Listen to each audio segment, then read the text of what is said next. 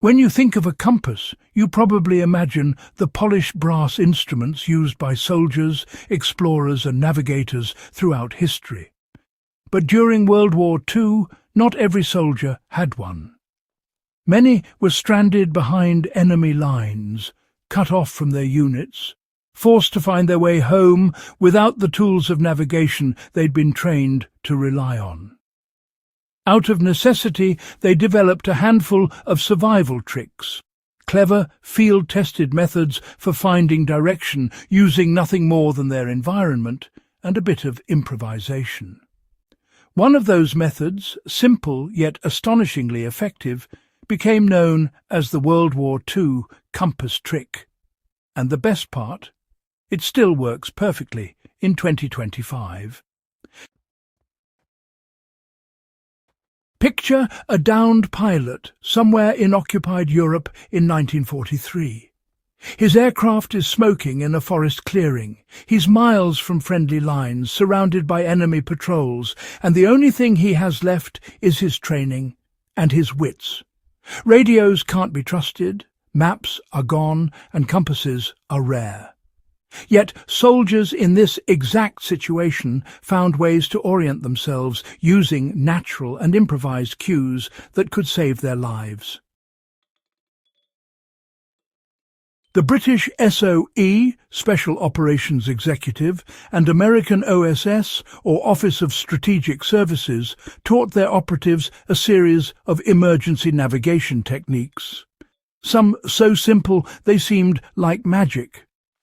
One of the most famous involved turning a common sewing needle, a leaf, and a puddle of water into a working compass. This wasn't theory. It was field-tested survival science, and it guided countless escapees, partisans, and resistance fighters through hostile territory. Every compass, whether military-grade or homemade, works on one fundamental principle: magnetic alignment. The Earth's magnetic field exerts a subtle force that pulls magnetic objects to align along a north-south axis. During the war, soldiers learned they didn't need a manufactured compass. They just needed a magnetized piece of metal and a way to let it float freely. To perform the World War II compass trick, all that was needed was a needle, or maybe a small metal pin, a piece of cloth or paper, and some still water. Soldiers would rub the needle repeatedly against silk wool, or even their own hair, always in one consistent direction. This friction, believe it or not, induced a magnetic charge on the needle, aligning its internal particles. When the needle was placed gently on a floating leaf or a piece of paper atop water, it would spin and then stabilize, one end pointing north. It's primitive, sure, but out in the field it could mean the difference between life and death. This method worked even in poor conditions, as long as the water stayed calm and the metal object was magnetized properly. The science behind it hasn't changed at all. Earth's magnetic field is still right where it's always been. That's exactly why this trick still works perfectly today, even if you're using modern materials. Start with any small steel needle pin or even a paperclip. The material doesn't matter too much, as long as it's magnetic. Rub the needle firmly against a piece of fabric, like a wool sleeve silk scarf or even a cotton shirt, about 50 to 100 times in one consistent direction. This simple act of friction is what magnetizes the metal. Once you've finished, place the needle on a small square of paper, a leaf, or even a dry bit of plastic, and gently lay it on a calm surface of water. Maybe a puddle canteen lid or a bowl.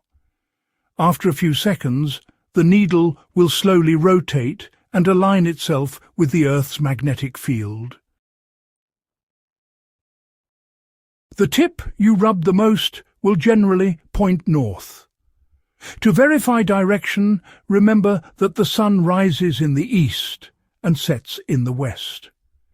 If you perform this test during midday, you can cross-reference the sun's position to confirm your bearings.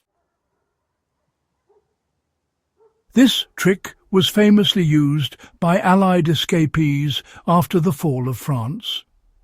Pilots shot down over German-occupied territory often used sewing kits hidden in their uniforms to perform this exact method, guiding themselves toward friendly lines or coastal extraction points.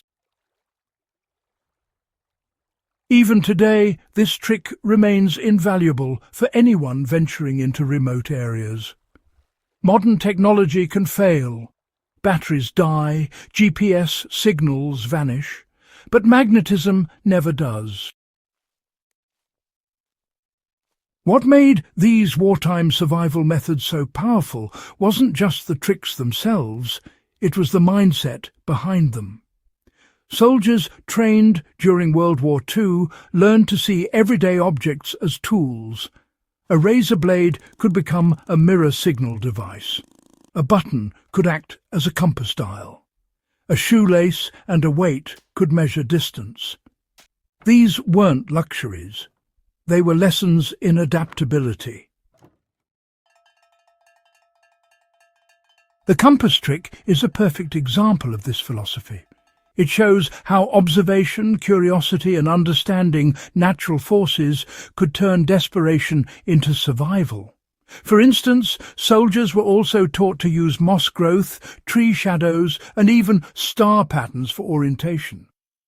But the needle and leaf trick became legendary because it was portable, fast, and reliable anywhere on Earth. You can use this same principle today, not only for navigation, but as a mental exercise in preparedness. Whether you're hiking, camping, or exploring off-grid living, practice it before you need it. Find your materials, magnetize your needle, and test it at different times of day to understand how shadows and direction align. You know, the more you practice, the more instinctive it becomes. And that's exactly how soldiers survived when, well, the stakes were life or death. Technology has advanced far beyond what soldiers in the 1940s could imagine. These days, we carry GPS devices, satellite maps, and digital compasses right in our pockets. But honestly, the fundamental laws of the Earth remain the same. The magnetic field still flows from pole to pole, and, well, steel still responds to it. That's why this trick hasn't, and will never, stop working. In survival training programs all over the world, instructors still teach variations of the World War II compass trick. It's valued not just for its reliability, but for what it represents. A reminder that knowledge, not equipment, is the true foundation of survival. When everything else fails, the principles that guided a stranded pilot through enemy territory in 1943 can still guide a lost hiker through the wilderness in 2025. This is more than nostalgia. It's proof that human ingenuity outlasts technology. And, you know, in uncertain times, knowing how to create direction when none is given is honestly one of the most powerful skills you can have. The WWII compass trick is more than a clever field method. It's a symbol of what made that generation extraordinary. They didn't rely on gadgets or luck. They relied on knowledge, courage, and creativity. Every time a soldier used a makeshift compass to find his way home, he demonstrated one of the oldest truths in human history. Survival belongs to the prepared mind. If you ever find yourself cut off from technology, remember this simple lesson from the soldiers of WWII. The tools you need are already around you. Sometimes all it takes is the will to see them differently. If you enjoyed uncovering this piece of forgotten wartime ingenuity, subscribe to Echoes of Valor and share this video with fellow history and survival enthusiasts. Because the lessons of the past aren't just stories, they're skills that still work when everything else fails.